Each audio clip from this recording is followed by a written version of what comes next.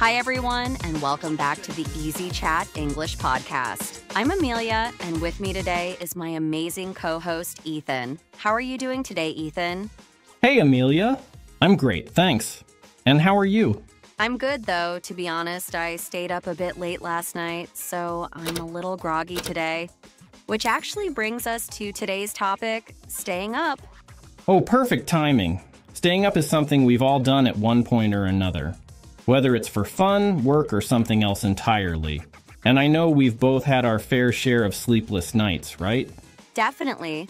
Today we'll share some personal stories, talk about why people stay up, the effects it can have, and even give some tips on how to survive the day after a late night.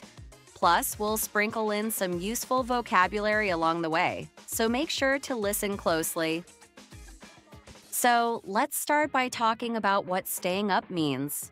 Ethan, how would you explain it? Staying up basically means not going to bed at your usual time, and staying awake later than normal. Sometimes we even pull an all-nighter, which means we don't sleep at all. Have you ever pulled an all-nighter, Amelia? Oh, yes. I've definitely pulled a few all-nighters, especially when I was a student. I remember burning the midnight oil to finish papers or study for exams. It wasn't fun, but sometimes it's necessary. How about you? Oh, I've been there too. I've always been more of a night owl anyway, so staying up late is kind of my thing. But yeah, pulling an all-nighter is rough. The next day, I always feel sleep-deprived and just want to catch some Z's. Same. And for anyone listening, catch some Z's is just a fun way to say, get some sleep. Exactly. Now let's dive into why people stay up. There are a lot of reasons, right? Totally. Some people stay up late to study or work. Others might stay up binge-watching their favorite TV shows or playing video games. I'll admit, I've stayed up way too late binge-watching shows before. I've done the same. Sometimes I tell myself, just one more episode. But before I know it, it's 2 a.m. Exactly. And sometimes it's procrastination.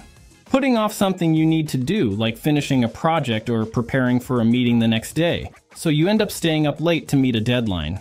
Have you ever done that? Guilty as charged.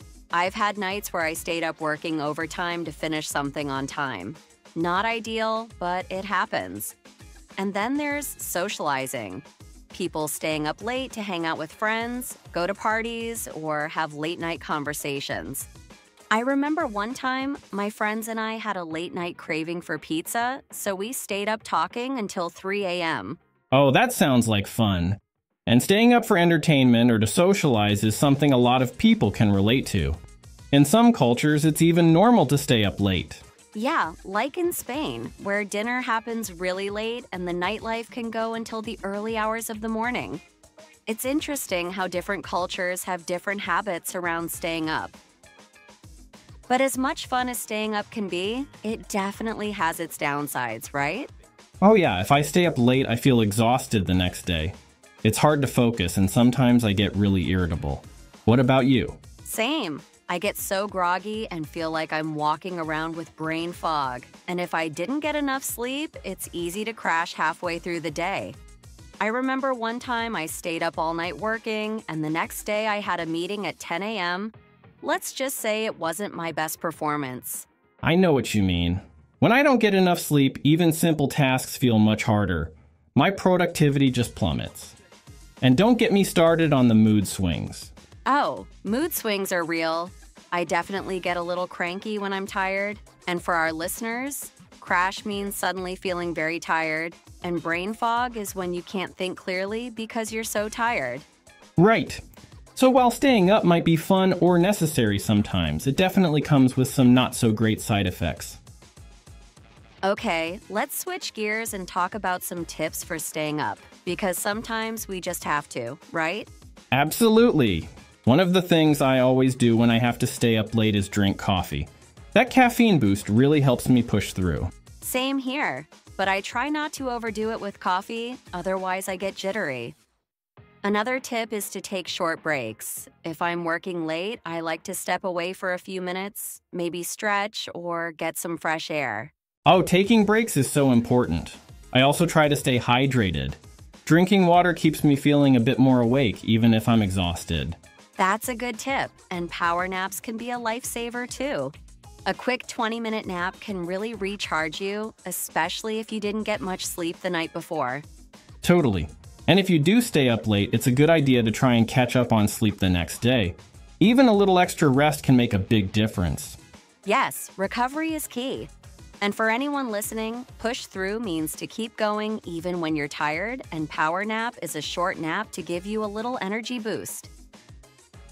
Now, as much as we all enjoy staying up sometimes, it's important to balance it with getting enough sleep. Sleep is so important for our health, right? Oh, absolutely. Sleep hygiene is key. It's about having good habits to help you sleep better, like going to bed and waking up at the same time every day, even on weekends. Do you have any tips for balancing staying up and getting enough rest, Amelia? One thing I try to do is wind down before bed. If I've stayed up late the night before, I make sure to have a relaxing evening to help reset my body clock. Maybe I'll read a book or listen to calming music. That's a great idea. I also try not to stay up late too often. It's all about balance. Sometimes you need to stay up for work or fun, but other times it's important to prioritize rest so you don't feel exhausted all the time. Exactly. And for our listeners, wind down means to relax and calm down before going to bed. And body clock refers to your natural sleep-wake cycle, also called your circadian rhythm. Well, that brings us to the end of today's episode. We've talked about staying up late, why we do it, the effects it has, and some tips for managing it. Hopefully, you found today's episode useful. Yes, and don't forget to share your own stories about staying up with us. We'd love to hear how you handle sleepless nights. Thanks for joining us today, everyone. We'll be back next time with more fun conversations and useful English tips. Until then, make sure to catch some Z's and take care of yourselves. Bye for now.